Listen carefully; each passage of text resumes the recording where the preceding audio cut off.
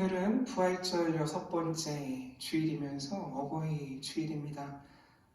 지난주에 이어서 요한복음 15장 말씀 함께 나누려고 하는데요. 9절부터 17절까지 말씀으로 함께 은혜 나누겠습니다.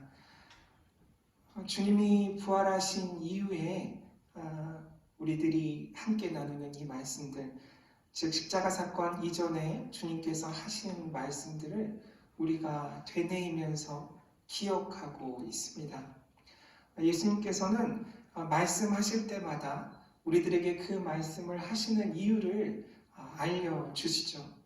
그래서 보통 이렇게 시작하십니다. 내가 이것을 너희에게 이름은, 내가 이것을 너희에게 이르는 것은 이라고 말씀을 시작하세요.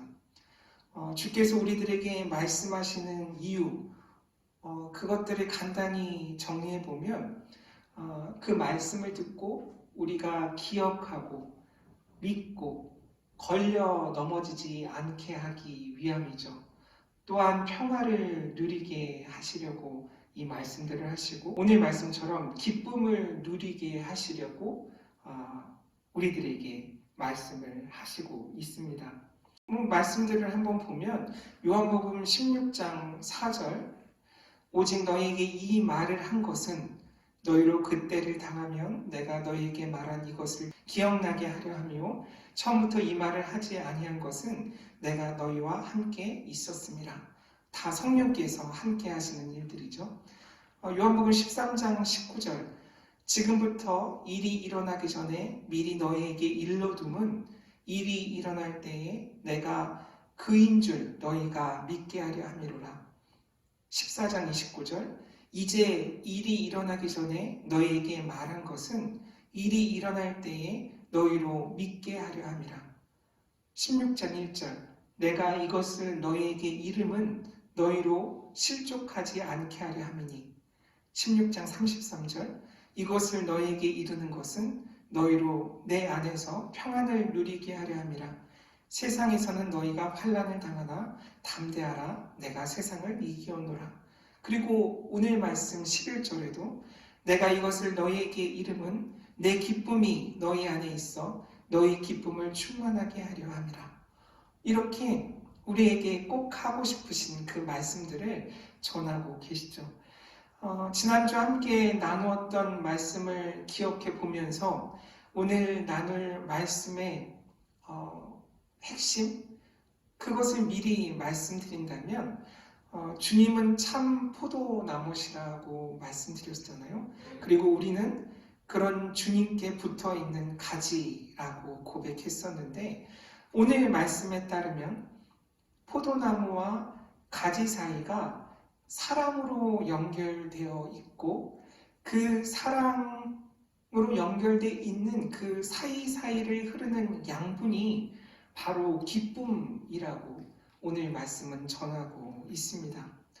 따라서 주님의 사랑 안에 거하며 서로 사랑하는 것의 의미, 그것이 무엇인지 오늘 말씀을 통해 두 가지 정도 함께 나누려고 합니다. 먼저 서로 사랑하는 모습에 대해 주님께서 말씀하시죠. 그것이 바로 기쁨입니다. 이 기쁨은 나에게서 나오는 것이 아니라 주님의 기쁨이죠. 이 기쁨이 우리 안에도 있게 되면 그냥 있는 것이 아니라 충만한 기쁨으로 우리 안에 존재하게 되는 거죠.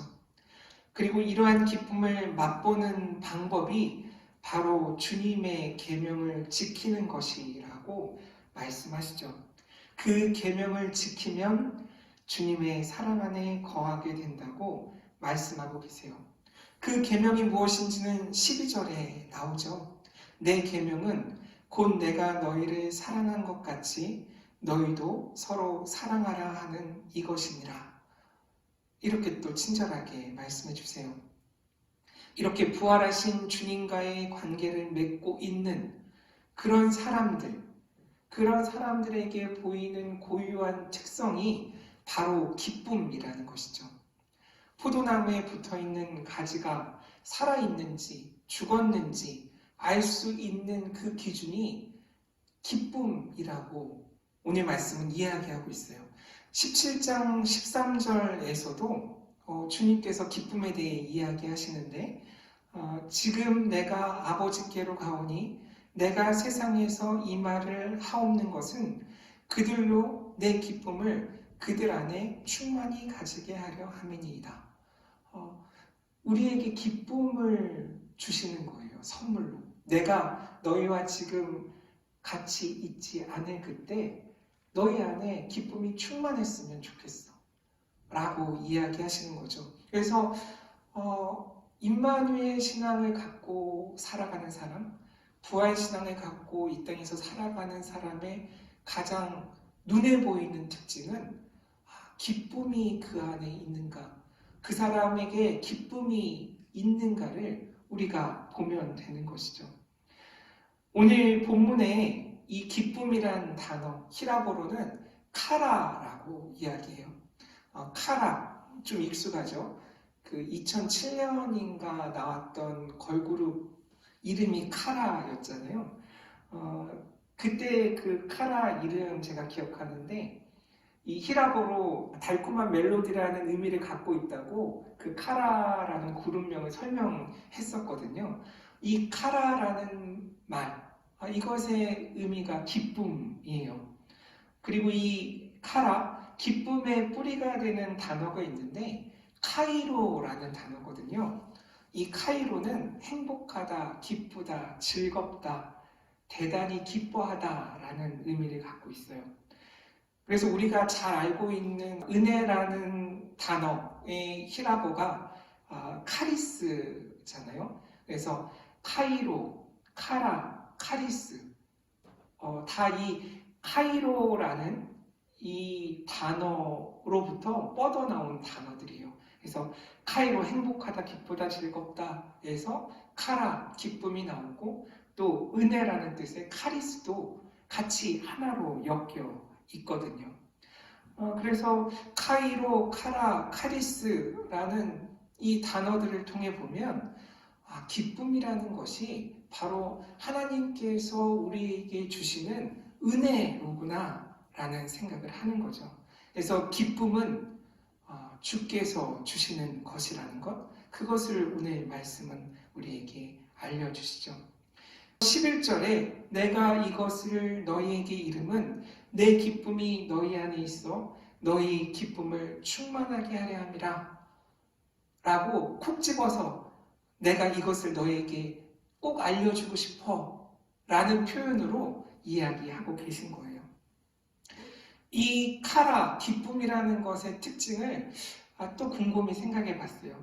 다른 말씀 속에서 이 기쁨이라는 표현이 어떻게 쓰였나 봤더니 먼저 기쁨이라는 것은 어떤 상황을 경험했을 때 우리의 감정이죠. 정서적 반응인데 이 반응이 누구에게 가장 잘 나타났는가 찾아보니까 동방 박사에게서 가장 잘 드러나더라고요. 마태복음 2장 10절에 보면 그들이 별을 보고 매우 크게 기뻐하고 기뻐하더라 라고 증언되어 있어요. 참 기쁨은 언제 우리에게 은혜로 다가오는지 이 동방 박사를 통해서 깨달을 수 있죠. 그것은 예수 그리스도를 만날 때 우리는 기쁘다라는 것을 알 수 있는 거예요. 그냥 기쁜 것도 아니라 기뻐하고 또 기뻐하는 그런 큰 기쁨이라는 것이죠. 그리고 기쁨이라는 것은 함께 나누는 것이에요. 마태복음 25장 21절, 23절 달란트 비유거든요. 물론 달란트 비유에 대해서 저번에 다른 각도에서 함께 나눴던 적이 있지만 주인이 첫 번째 종, 두 번째 종들에게 이렇게 이야기하죠. 즐거움에 참여하라고 말하잖아요. 다른 성서 번역에서는 주인과 함께 기쁨을 누려라. 주인과 함께 기쁨을 나누어라 라고 되어 있어요. 따라서 기쁨은 함께 누리고 함께 나누는 것이라는 것.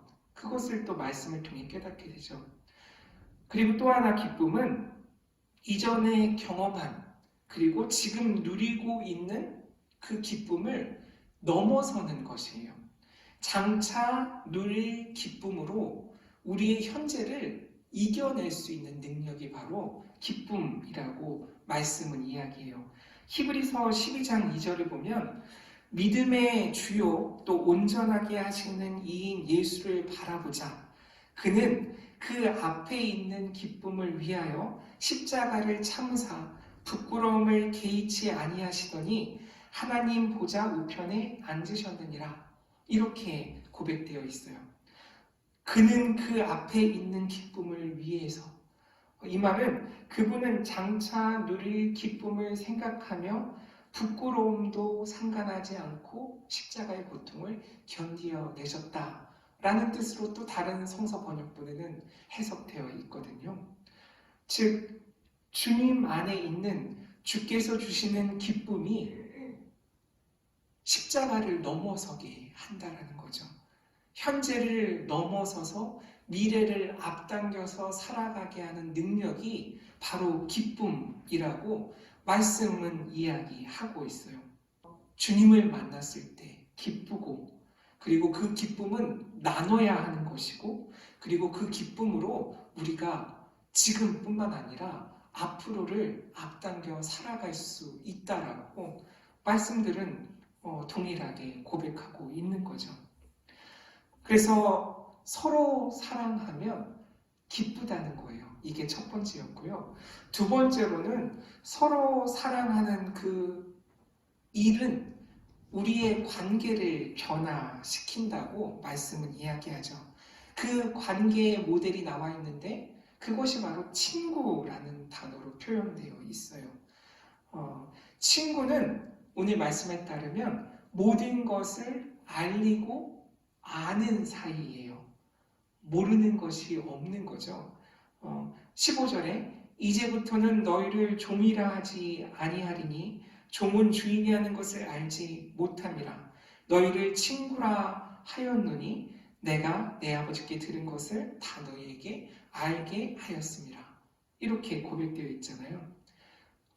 이런 친구, 서로 아는 것, 특히 신앙의 관점에서 보면 복음을 공유하는 것, 내 삶에 일어나는 하나님의 놀라운 은혜를 서로 알고 있는 것, 그것이 신앙의 관점에서 보면 친구인 거죠.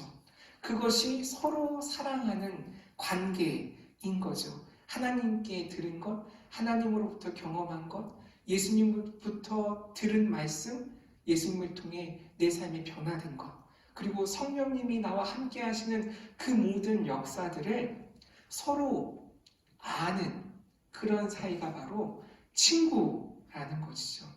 사랑은 관계를 변화시키고 종의 관계에서 친구의 관계로 그 관계가 변화된다는 거예요. 이 말은 상대방을 부르는 새로운 이름이 생기는 거죠. 이것이 생명이라고 저는 생각해요.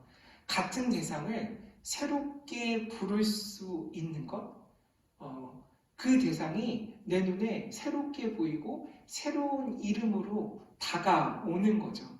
그렇다면 새 이름이 생긴다는 것은 새롭게 태어난다라는 의미와도 다르지 않잖아요. 이 관계가 변하는 것, 결국에는 생명이 새롭게 자라나는 그런 놀라운 변화라는 거예요. 내 곁에 있는 누군가, 내가 바라보는 어떤 일이 나에게 새롭게 다가와서 새로운 의미로 나에게 이해되고 새로운 이름으로 불리게 되는 그 관계, 그것이 사랑을 통해서 일어나는 것이고, 그것이 사람 그리고 살아있는 생명들에게 적용되면 친구의 관계라고 볼 수 있는 거죠. 그 방법이 또 구체적으로 나와 있는데 그것은 가치라는 단어로 오늘 말씀에는 표현되어 있어요. 9절 아버지께서 나를 사랑하신 것 같이, 또 10절에서도 그의 사랑 안에 거하는 것 같이. 또 12절, 내 계명은 곧 내가 너희를 사랑하는 것 같이. 이 같이라는 단어가 눈에 들어왔어요. 원어로는 카토스라고 하는데 이 같이라는 그 표현이 바로 우리가 서로 사랑할 수 있는 방법이 아닌가라는 생각이에요. 어떻게 하는지 보여주는 거예요. 친구 관계는 어떻게 하는지 서로에게 보여주는 관계. 그래서 서로 알게 된다는 거죠. 따라하는 거죠. 모방하는 거예요. 서로 닮아가는 그 관계가 바로 친구라는 거예요. 마치 하나님 아버지를 예수께서 보고 듣고 삶을 통해서 따라 사신 것처럼 우리도 예수 그리스도를 보고 듣고 삶을 통해서 따라 예수님 같이 예수님처럼 우리가 살아가는가의 문제를 이야기하고 그렇게 같이 사랑하는, 처럼 사랑하는 그 관계가 친구라고 이야기하고 있는 거예요. 그리고 그 사랑이 지난주의 말씀과 같이 우리에게서 나오지 않는다라는 것. 바로 하나님과 예수님과의 그 사랑의 관계를 통해서 그리고 예수님께서 우리를 사랑하시는 그 관계를 통해서 우리도 그 관계에 하나 될 수 있다라는 것을 이 뭐뭐 같이라는 카토스로 오늘 말씀은 우리에게 이야기하고 계시는 거죠. 사실 이 가치의 사랑, 이 가치의 사랑의 중심에 예수 그리스도의 십자가가 있는 거거든요. 예수 그리스도 같이, 예수 그리스도처럼 이라고 우리가 이야기할 때 그 사랑의 중심에 바로 십자가가 서 있음을 깨닫게 되는 거예요. 따라서 십자가 사건을 오늘 말씀에 적용해서 해석해 본다면 단순히 죄 사함의 사건이라고 우리가 고백하기보다는 이것이 처럼 가치의 사랑, 가치 사랑, 사랑의 사건이구나. 우리가 그 사랑을 예수님을 통해서 경험할 수 있게 우리에게 보이신 그 사랑의 사건이 십자가구나 라는 것을 깨닫게 되는 거예요. 오늘 이 서로 사랑하라는 말, 오늘은 좀 그 범위를 제한해 보면 어떨까 생각을 해요. 왜냐하면 어버이 주일이기도 하고 어린이 주일도 지난주에 지났기 때문에 예수님께서 이 말씀을 하신 이유 중에 하나는 같은 공동체 안에서 이 말씀을 적용하는 것이 중요하기 때문이 아닌가라는 생각을 하게 됐어요. 같은 공동체 안에서 서로 사랑하는 것이 가장 어려운 일이기 때문이라는 생각이 들었어요. 왜냐하면 너무 잘 알고 있기 때문이죠. 근데 그 잘 알고 있다라는 것이 오늘 그 친구 관계를 설명한 것 같은 그런 서로 공유하는 암과는 조금 다르죠. 알고 있는데 잘못 알고 있기도 하고 오해하고 있기도 하고 아니면 한쪽만 알고 있기도 하고 여러 가지 균형 잡히지 않은 그 암 때문에 우리가 서로 사랑하기 어려운 그 가장 좁은 단위의 공동체들이 있죠. 차라리 모르는 사람, 잘 모르는 사람을 사랑한다고 말하는 것이 가끔은 속편할 때가 있지 않는가라는 생각도 들었어요.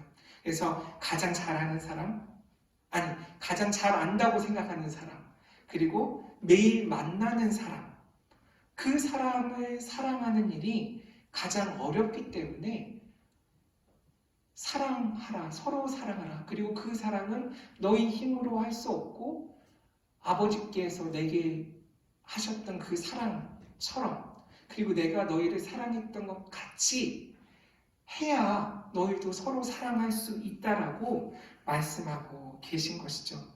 가장 가까운 사람, 같은 공동체, 우리가 흔히 이야기하는 친구 사이, 그리고 가족의 범주에서 서로 사랑하는 것, 우리가 신앙인으로 예수 그리스도를 주로 고백하고 있다라는 것을 가장 잘 보여줄 수 있는 일, 그것이 가장 가까운 관계끼리 서로 사랑하는 일이 아닌가라는 생각을 하게 됐습니다.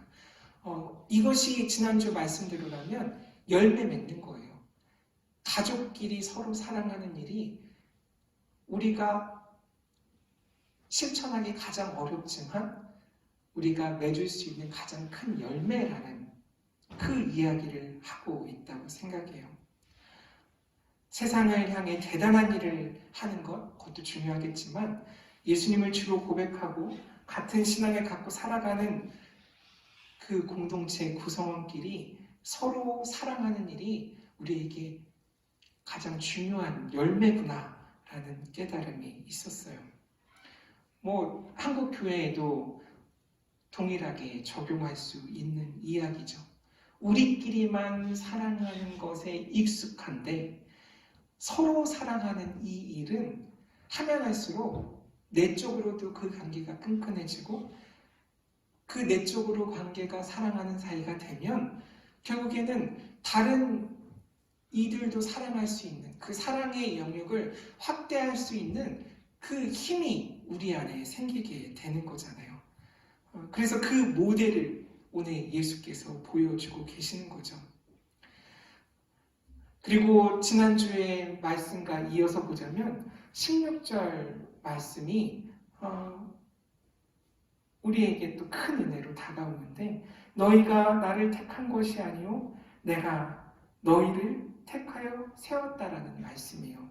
이 말을 뒤집어 생각하면 이런 말이지 않을까요? 너는 나를 선택하지 않았지만 나는 너를 선택했다라는 말일 수 있잖아요. 이것이 서로 사랑하는 비법이에요. 예수님처럼 하나님처럼 사랑하는 그처럼 사랑, 같이 사랑의 비법이에요.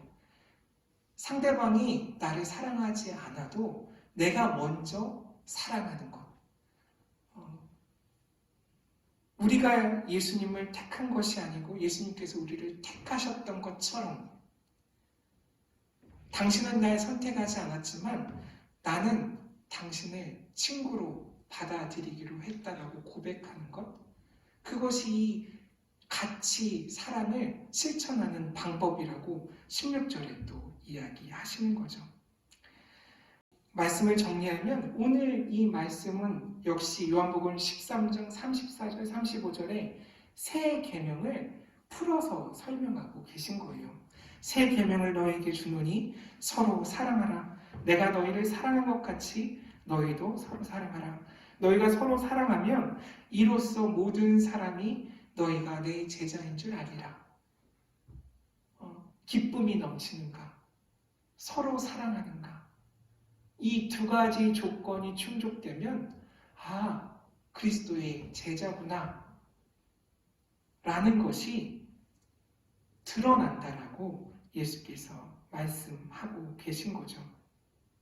그리고 여전히 구하면 주신다라고 약속하는데 여기에서도 서로 사랑하기 위해 구하는 것이면 그것이 무엇이든지 하나님께서 주신다고 예수님께서 우리에게 약속해 주고 계세요.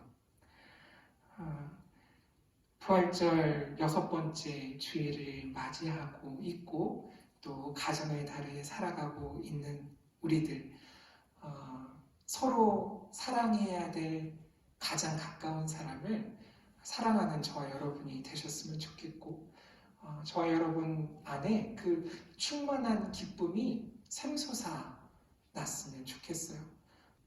참 포도나무이신 주님의 붙어있는 가지로서의 삶 살아가시기를 주님의 이름으로 간절히 축원합니다.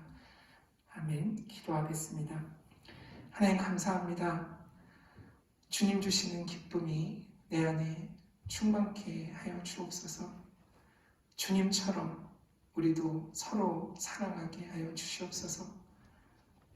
우리가 참 기쁨 속에 거하고 주님처럼 사랑할 때 우리가 주님의 제자로서의 삶 살아갈 수 있음을 이 시간 깨달았습니다. 주님 우리와 함께하여 주시옵소서. 예수님의 이름으로 기도드립니다. 아멘.